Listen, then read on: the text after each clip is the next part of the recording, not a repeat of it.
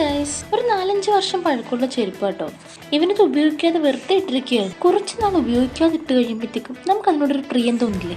വെള്ളം അടിച്ച് ജസ്റ്റ് ഒന്ന് കുടയില്ല എന്നിട്ട് ആർപ്പിക്ക് നമ്മൾ ഇങ്ങനെ ഒഴിക്കും. ആർപ്പിക്ക് നമ്മൾ ഇങ്ങനെ സ്പ്രെഡ് ചെയ്ത് കൊടുക്കുക. സ്പ്രെഡ് ചെയ്ത് കൊടുത്ത് അരമണിക്കൂർ വെയിറ്റ് ചെയ്യുക. എന്നിട്ട് നമ്മൾ ഇതിനെ ഒരു ബ്രഷ് എടുത്ത് ഇങ്ങനെ തേക്കുക.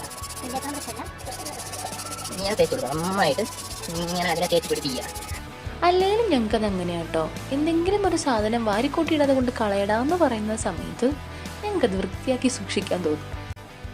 ശുദ്ധമായ വെള്ളത്തിലാണ് നമ്മൾ കഴിയുന്നത്, അല്ലാതെ മറ്റേ ബോട്ടിന് വലിയ വെള്ളമൊന്നുമല്ല. നമ്മൾ ശുദ്ധമായി കിണറിൽ നിങ്ങളുടെ വെള്ളത്തില്ലാന്നുണ്ടെങ്കിൽ ശുദ്ധമായ വെള്ളത്തിന്റെ കുഴപ്പമായിരിക്കും. നിങ്ങളുടെ വെള്ളത്തിന്റെയും നിങ്ങളുടെ ബ്രഷിന്റെയും കുഴപ്പപോലെ പല്ല് തേക്കാൻ അറിയാമെങ്കിൽ മാത്രമേ ബ്രഷ് ഇട്ട് തേച്ചിട്ടും കാര്യമുള്ളൂ. പല്ല് തേക്കാൻ അറിയാത്തവര് ബ്രഷ് ഇട്ട് തേക്കാൻ അറിയത്തില്ല.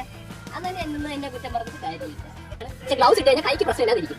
ഗ്ലൗസ് ഒക്കെ ഇട്ട് വേണം ചെയ്യാൻ വേണ്ടി പ്രിക്വേഷൻ. പക്ഷെ എനിക്ക് അതിൻ്റെ അകത്തൊന്നും പേടിയൊന്നും ഇല്ലാത്തതുകൊണ്ട് ഞാൻ ഇങ്ങനെ ഈ കയ്യിൽ പിന്നെ 2 ദിവസം കഴിയുമ്പോൾ കൈ കാണിച്ചു തരാം. അന്ന് നിങ്ങൾക്ക് മനസ്സിലാവും എന്തിനാണ് ഞാൻ അങ്ങനെയൊക്കെ പറഞ്ഞത്. തുടക്കത്തിൽ വെറുതെ തമാശയ്ക്ക് വീഡിയോ എടുത്ത് തുടങ്ങിയത് കേട്ടോ. ഇത് വർക്കാവുമെന്ന് പോലും ചിന്തയില്ലായിരുന്നു. പക്ഷെ ഫൈനൽ റിസൾട്ട് അടിപൊളിയായിരുന്നു കേട്ടോ.